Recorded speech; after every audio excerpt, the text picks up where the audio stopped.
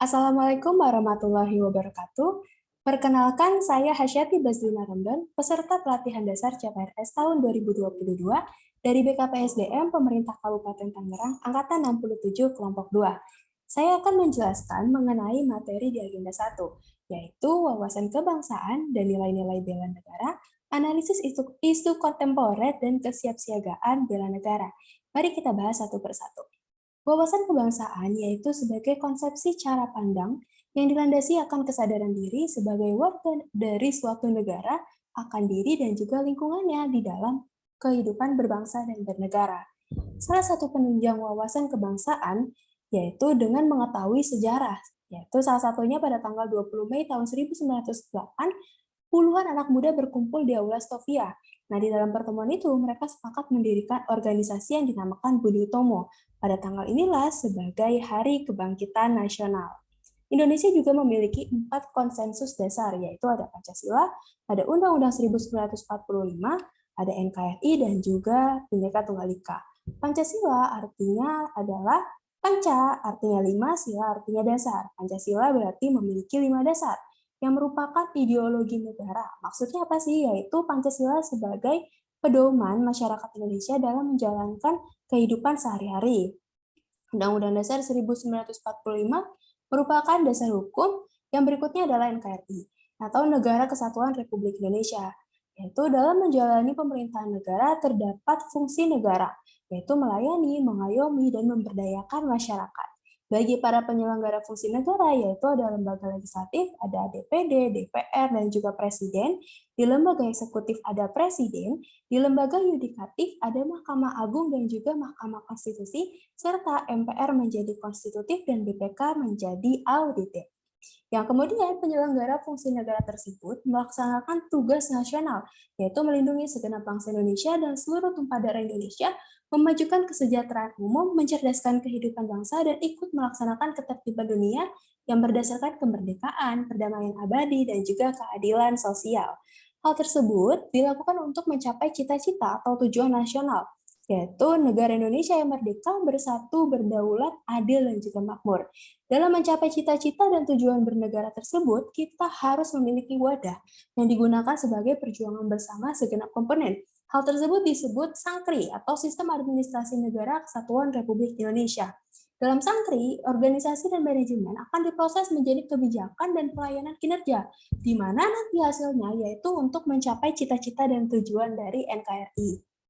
Yang terakhir, yang keempat, yaitu Bhinneka Tunggal Ika. Sesuai makna, semboyan Bhinneka Tunggal Ika dapat diuraikan menjadi Bina Ika Tunggal Iya. Berarti berbeda-beda tetapi pada hakikatnya satu. Sesuai dengan prinsip Bhinneka Tunggal Ika, yaitu mengharuskan kita sebagai bangsa yang majemuk dapat bersatu sebagai bangsa Indonesia. Kita sebagai bangsa Indonesia memiliki jati diri dan identitas, yaitu seperti bendera kita, bendera merah putih. Bahasa persatuan kita, yaitu bahasa Indonesia. Lambang negara kita, yaitu burung Garuda. Dan lagu kebangsaan Indonesia, yaitu Indonesia Raya yang diciptakan oleh Pak W.R. Supratman. Apabila hal-hal yang sudah disebutkan tadi dapat dipahami dengan baik, maka akan tercipta bela negara. Apa sih bela negara itu? Bela negara adalah tekad, sikap, dan perilaku serta tindakan warga negara, baik secara perseorangan maupun kolektif dalam menjaga kedaulatan negara, keutuhan wilayah, dan keselamatan bangsa dan negara yang dijiwai oleh kecintaannya kepada Negara Kesatuan Republik Indonesia yang berdasarkan pada Pancasila dan Undang-Undang Dasar Negara Republik Indonesia tahun 1945 dalam menjamin kelangsungan hidup bangsa Indonesia dari berbagai ancaman di negara. Nah, apa aja sih nilai-nilai dasar bela negara? Itu ada 5. Yang pertama adalah cinta tanah air. Contoh aktualisasinya seperti menjalankan peran dan tugasnya masing-masing. Seperti kami menjadi ASN, maka kami harus menjalankan tugas kami sesuai dengan jabatan dan juga menjaga apa yang harus kami jaga. Yang berikutnya, yang kedua, sadar berbangsa dan bernegara.